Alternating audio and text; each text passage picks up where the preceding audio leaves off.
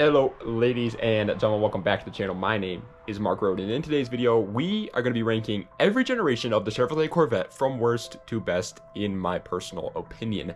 Now obviously, this has been making its rounds on TikTok. The people over on the TikTok world have been trying to say that what they believe their ranking of Corvettes is, and I obviously have my own opinion on that, so I'm going to put my spin on it, the Mark Roden spin, and rank them from worst to best. Obviously this is 100% personal opinion, so please don't get too offended if your car is in dead last, which chances are it might be, because it's a pretty cheap one. So don't get offended about that. It's just a fun video, man, ranking all the Corvette generations. Also, if you guys like this style video, we can definitely do some more ranking all videos in the future.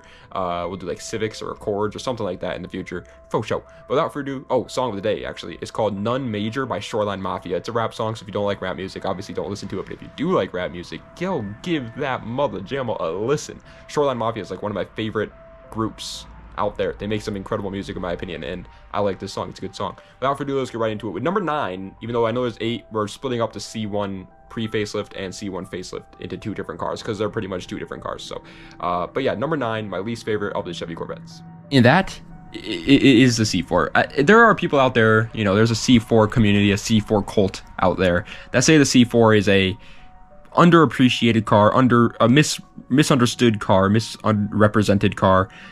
I kind of understand where they're coming from, but I don't agree. Also, really quick, just want to say this real quick. If you guys can hear like cars driving by or wind, I'm in my room because it's nice up here, but the windows have to be open because else I'll just start dying of heat exhaustion. So the windows are open, and I apologize. Either way, though, yeah, the C4, it is a good car. Like, don't get me wrong, it's still a good, you know, sports car. But for a Corvette, does it hold a candle to any of the other Corvettes?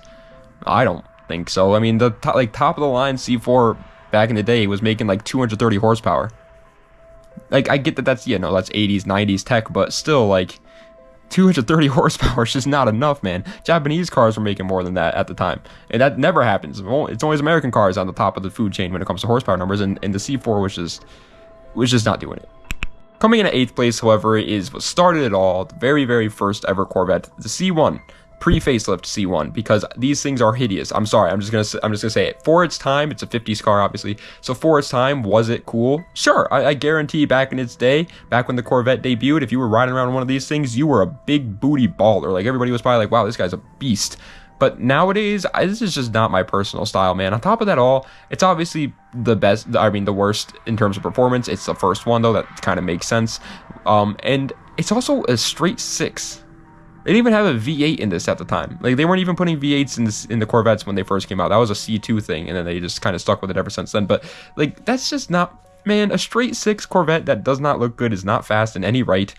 And then it's, like, convertible only all the time, too. So, like, you can't even drive this thing if it's raining. I don't know, man. It's just, like, I don't like this car very much. And coming in at 7th place, from the first ever Corvette to the most current Corvette, the C8. Yeah, the C8 is... Okay, I saw a comment on, like, I think it was Instagram, I can't remember exactly where I saw it, but I saw a comment that described it perfectly. The C8 is an absolutely wonderful supercar, one of the best supercars out there right now, but it's a bad Corvette, and I totally agree. It's like the NC Miata. The NC Miata is a great sports car. Don't get me wrong, like people think that it's bad just because it's not one of the best Miatas. But it's a great sports car. The NC Miata is a great sports car, but it's a bad Miata. It's the same thing with this. This is not a Corvette, man. A flat plane crank sounded cool at first until we realized it completely changed the sound of Corvettes. It doesn't sound like a Corvette anymore. It's mid-engined, which, like, again, sounds cool at first until you realize that's kind of the whole Corvette formula, is its big old V8 in the front that sounds like a mean, angry V8 with a rear-wheel drive setup, and it now just looks completely different from what a Corvette, what we've come to know and love as the Corvette design.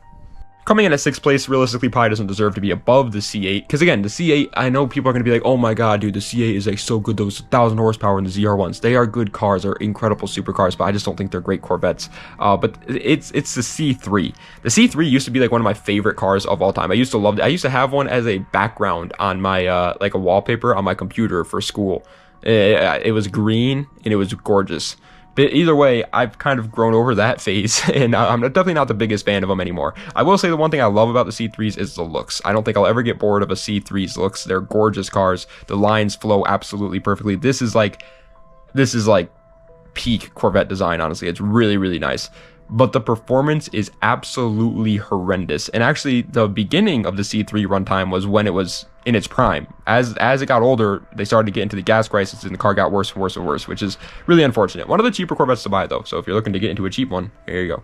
Coming in at number 5, it kind of fixed the problems. It fixed most of the problems with the first one, and so that's why it's a lot higher. It's the C1 facelift. The C1 facelift completely redesigned the car. It might as well have not even been called a facelift. It was completely different body style, like absolutely doesn't look anything like the original C1, and it looks way better. Like this is when Corvette or Chevy locked down the design. They were like, yeah, this is what we're gonna do. This is why I don't like the C8, man, because this is where it started. Long front end, nice swooping rear end. That's what they were doing with the C1 facelift, and it worked perfectly. It looks gorgeous, one of the most gorgeous American cars ever made, in my opinion. But again, the only downside to it is it still has some major performance issues that the first C1 does, and I do believe that this one also was still only offered with an inline-six. I don't think they came out with the V8s until the C2, which, again, I'm not buying no Corvette if it's got a freaking straight six, man. I'm sorry. I like straight sixes. I'm a BMW fan, okay? I love straight sixes. BMW and Nissan, those are my two favorite car brands. Nissan is like known for their inline sixes. BMW is known for their inline sixes. I like straight sixes, but not in a muscle car. And coming in at 4th place is going to give me some hate because everybody says this is like the best Corvette of all time right now. It's like the new TikTok car, actually. The C6. I love the C6. I put it at number 4. The C6 is an incredible car. It's I would love to own one day. They're awesome. My only thing with the C6 is like everybody loves it and everybody says it's like this incredible car. It's so great. But what did it really improve on from the C5? You know what I mean? Like I can't like, okay, the ZR1, is it a great car from factory? Absolutely. Don't get me wrong. But like, how is, like, obviously it's better than the C5 because it's newer. It's going to have more horsepower. It's going to have better technology. Don't get me wrong. But is it enough to make it like really worth glazing that much? I personally don't think so. Every time I think of a C6, I don't think of like a insanely influential car. I think of the C5 when I think of that. Like that was a car that started it all and it was influential and put the LS in it at first and was an incredible inspiration. But the C6, I don't really think it did too much. And then on top of that, I hate the color matched headlights. That is just stupid. Coming in at 3rd place, though, it just genuinely is that great, man. This is where it truly, in my opinion, all started, the C2. I understand technically, you know, it's the 2nd generation, it's the C2. It's not where it all started. That is the 1st generation with the C1.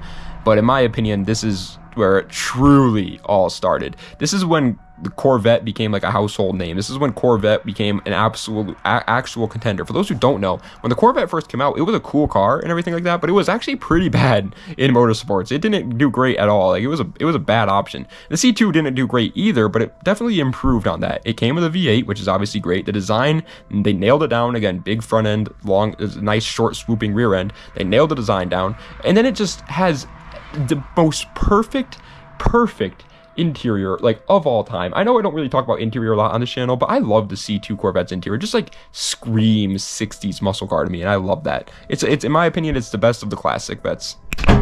Coming in at 2nd place, which means you know what 1st place is, but coming in at 2nd place is going to the C7. I always have loved the C7, and it's mainly for its design, if I'm being honest. The LT is still a great engine, though, don't get me wrong. Is it an improvement on the LS? I think so, but I think we still need to wait, you know. I think we need to give it some time to see which one truly becomes like, because like the LS, obviously it's better from factory than the LS because it's newer, so it's going to make more power and stuff from factory. But the LS is popular because of how incredible it is and how reliable it is at handling insane power. And the LT1 is looking good right now, but it's definitely not like as set in stone, as legendary as the LSs are just yet. So it's going to take some time, but either way, it's an incredible motor. We do know that, and we know the car itself is, in my opinion, absolutely gorgeous. This Chevy is how you make a Corvette modern, but still look like a retro styling version of the classic Corvettes. It is absolutely insanely sexy. Everything about the C7s are gorgeous. If you don't think so, look at a Z06 in person. The fenders are so much wider than you would think. They look awesome. If you know the process of elimination, then you know that means 1st place, in my opinion, the best Corvette of all time is the C5. Not only in 2025, but in general, obviously. But in 2025, dude, you can find one of these things for like around $10,000, which makes it like the 3rd cheapest Corvette out there, only behind the C4 and the C3. The C5 is really cheap, one of the cheapest Corvettes you can buy. And if you buy it, you get a 350 horsepower LS if you buy the base model. If you buy a Z06, it's even more though. But if you buy a base model, you get a 350 horsepower LS powered Chevy that looks incredible, still has the pop-up headlights, which obviously we all love, has a manual transmission in it, is ready for making more power, lighter than the C6, and then on top of all of that, this car's motorsports history is unbelievable. Everybody likes to talk about the Ford GT40 and how great the GT40 did. Look up the history of the freaking C5R. Look it up. You will be mind blown at how insanely dominant the C5R was in motorsports. It was incredible. Was the C6R good too? Absolutely, don't get me wrong. But the C5R was it was unheard of what the C5R did in motorsports. This thing was insane. But ladies and gentlemen, that is the end of today's video ranking all Chevy Corvette generations from worst to best. I hope you guys enjoyed. If you did, please be sure to like, comment, and subscribe to the channel for more content just like this. Let me know what other videos I'd like to see in the comment section down below. Check the links in the description for any of my other social media content and any of that other stuff. And yeah, there we go. Sorry if again, sorry if the whole freaking noise outside was frustrating and you could hear a bunch of cars driving by and hear a bunch of people doing backflips out there. They just like to do backflips sometimes in the middle of the road. I don't know why. It's just it's the backflip lane, I guess. But also, really quickly, I've started to post YouTube shorts again. That does not mean I'm going to take videos in my shorts, although that is what I am doing right now. Look.